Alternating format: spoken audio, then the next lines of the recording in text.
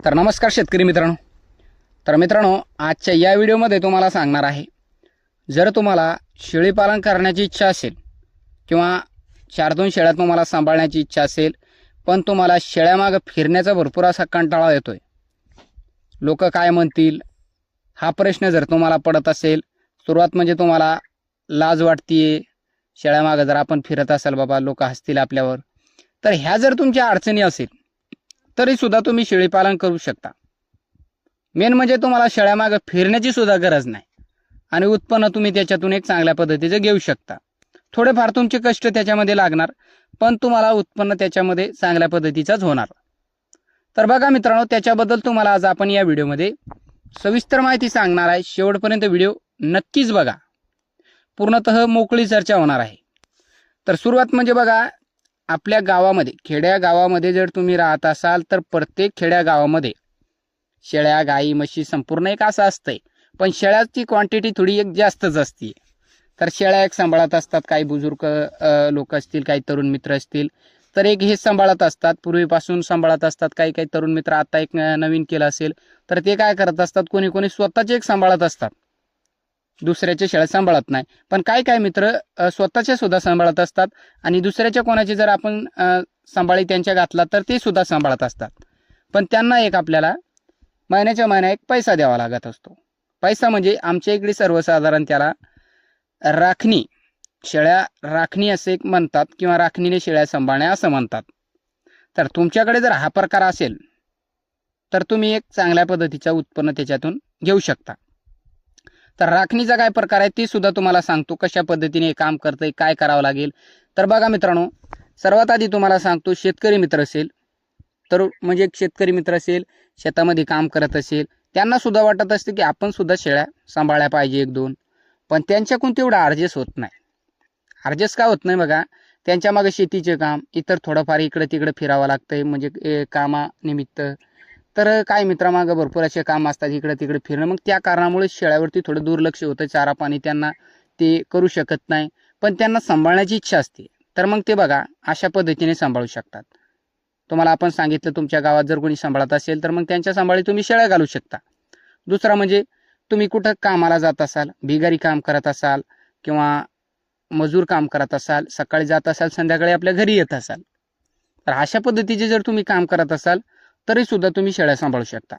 म्हणजे तुमचं एक मजुरीचं सुद्धा तुम्हाला भाग पडेल आणि हे जो आहे हे सुद्धा तुमच्या एक आडीनिडीला तुम्हाला एक कधी कामी पडू शकतो. म्हणजे तुम्हाला याच्यामधून पिल्ले गिले हे मिळत असतात, लहान लेकरं असतील, दूध सुद्धा तुम्हाला खायला मिळत असतात. विशेष म्हणजे काही मित्र दुधासाठी सुद्धा सांभाळण्याचा विचार असतो त्यांना, पण दुधासाठी सुद्धा आणि एक पिल्ले सुद्धा होत असतात. बाबा आडीनिडीला एक काही अडचण आली तर ती अडचण आपली एक दूर होत असते. आपण जर एक अर्धा पिल्लू गिलू विक्री केला तर ह्या जर तुमच्या अडचणी असेल किंवा अशा पद्धतीने जर तुम्हाला करण्याची इच्छा आहे पण तुमच्याकडून ते होत नाही, शक्य नाही, तरी सुद्धा तुम्ही करू शकता. मेन म्हणजे तुम्हाला आपण सांगितलं, राखणी किंवा एक सांभाळणाऱ्याचा एक काय प्रश्न असतो.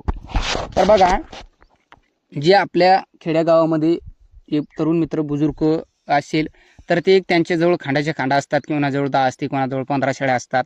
मग त्यांच्या जर सांभाळी त्यांना जर विचारलं आपण, तुमचे मित्र असतील, तुमचे एक ओळखीचे असेल, तर तुम्ही त्यांची एक सांभाळी आपली शेळी घालू शकता. शेळी सांभाळी जर त्यांच्या घातली तर महिन्यात महिना आमच्या इकडे होत असतंय, तुमच्या इकडे होतंय, जर होत असेल तर मग तुम्ही करू शकता. हे ऑप्शन आहे तुमच्याकडे. तर बघा मित्रांनो, आमच्या इकडे सर्वसाधारण एक शेळी सांभाळणारा माणूस जो आहे याच्यामध्ये सुद्धा त्यांचं कॉम्पिटिशन होत असते बरं का, शेळ्यावाल्यांचं.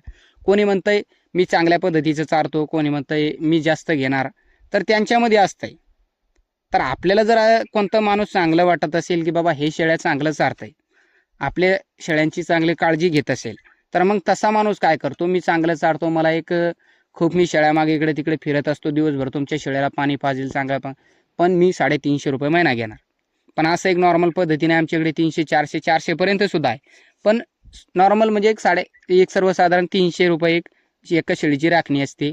तर राखणी नेमकं आपल्याला हे परवडत आहे का ते सुद्धा सांगणार. याच्यामध्ये राखण्यावाल्यांना किती जात असतो किंवा जे एक आपलं प्रॉफिट त्याच्यामध्ये किती असतो तेच तुम्हाला सांगणार आपण. राखणीवाल्याला जाईल एका महिन्याचे 300 रुपये. 300 मध्ये तुम्हाला त्याच्यामध्ये काय काय फायदा आहे, मेन म्हणजे तुम्हाला फक्त शेळीचं जे दाव आहे ते सोडून द्यायचं घरून. म्हणजे शेळी आपण सोडून दिली तर ती दिवसभर चारणारा माणूस ते चारणार. 300 रुपये जो घेतोय तो दिवसभर चारणार.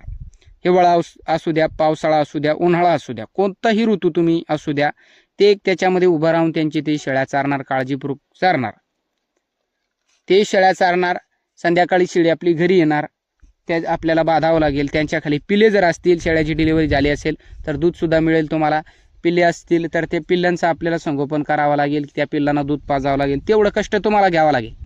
मेन म्हणजे तुम्हाला तर लहान पिल्लं पालायला जर लागली तर पाला थोडंफार चालता फिरता इकून तिकून आणावंच लागेल. तेवढं जर कष्ट करण्याची ताकद असेल तर तुम्ही ते करू शकता.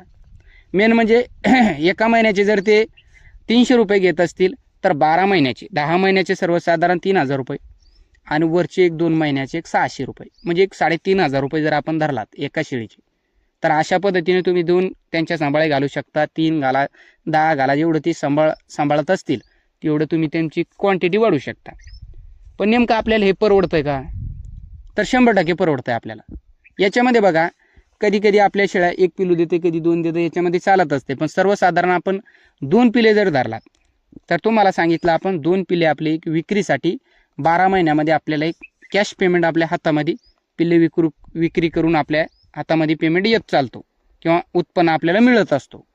त्याच्यानंतर सुद्धा आपल्याला 1-2 महिने जर आपण वेट केला तर डबल 2 पिलं मिळत असतात. पण 2च आपण विक्री करू शकतो. तर मित्रांनो, 2 पिलाचं जर आपण गणित धरला असे तर एक 14 महिन्यामध्ये तुम्हाला 4 पिले मिळत असतात. पण 2 पिले तुम्ही एक विक्री चांगल्या पद्धतीने करू शकता. विक्री आपण जर 8-8, 9-9 हजाराला केली, सर्वसाधारण 7-7, 7.5-7 हजार जर आपण धरलात तर 15,000 रुपये तुमचं होत असतंय. 2 पिल्ल्याचे 15,000 रुपये तुमचे होत असतात. तर 15,000 रुपये जर आपण बघितला मित्रांनो, त्याच्यानंतर 2 पिल्ले सुद्धा आपल्याला विक्रीसाठी येत असतात.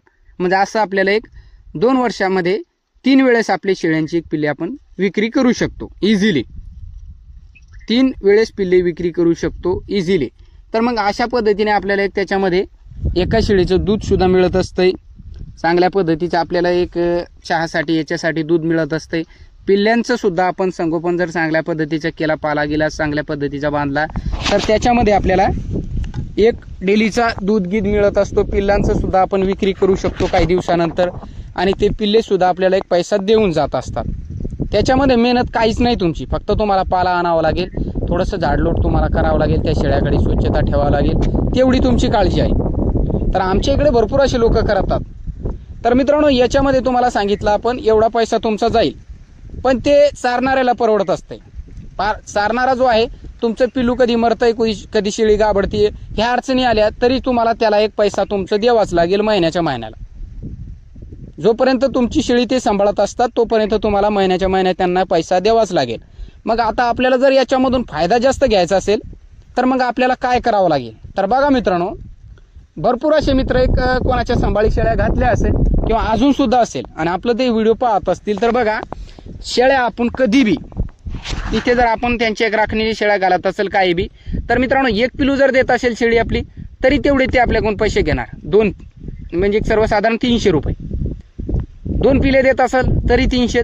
तर मित्रांनो, आपल्याला टॉप क्वालिटीची शेळी याच्यामध्ये ठेवायची, मोठ्या मापाची शेळी, चांगल्या पद्धतीच्या त्या शेळीला दूध असलं पाहिजे, म्हणजे लवकर तुमचे पिल्ले फास्ट वाढेल. आणि पिल्ले जे देणारी शेळीची एक सर्वसाधारण पिल्ले 2 पिल्यावाली शेळी कधी ठेवू नका. त्याच्यामध्ये 3 पिले 4 पिले अशा शेळ्या त्याच्यामध्ये आपण राखणीने ठेवू शकतो. जो सांभाळी आपण दुसऱ्याच्या घालत असतो तर त्याच्यामध्ये एक शेळी फिरली तर 300 रुपये महिना ते घेतच असतात. 2ही फिरल्या तरी पण आपल्याला जास्तीत जास्त पिले देणारी शेळी जर आपण खरेदी करून त्यांची एक सांभाळी घातली तर त्याच्यामध्ये आपल्याला एक जबरदस्त फायदा मिळत असतो. 2 पिले मिळण्याच्या ऐवजी आपल्याला 3 पिले मिळत असतात. त्याच्यामधून त्यांचा खर्च जात असतो. खुराकाचा जर खर्च धरला शेळ्याचा आपण तरी सुद्धा आपल्याला त्याच्यामधून एक 18,000 ते 20,000 रुपये एक चांगल्या पद्धतीचा 12 महिन्यामध्ये एक मिळत असतात. त्याच्यानंतर पुन्हा आपल्याला 4 पिले मिळत असतात. 14 महिन्यामध्ये आपल्याला 8 पिले मिळत असतात.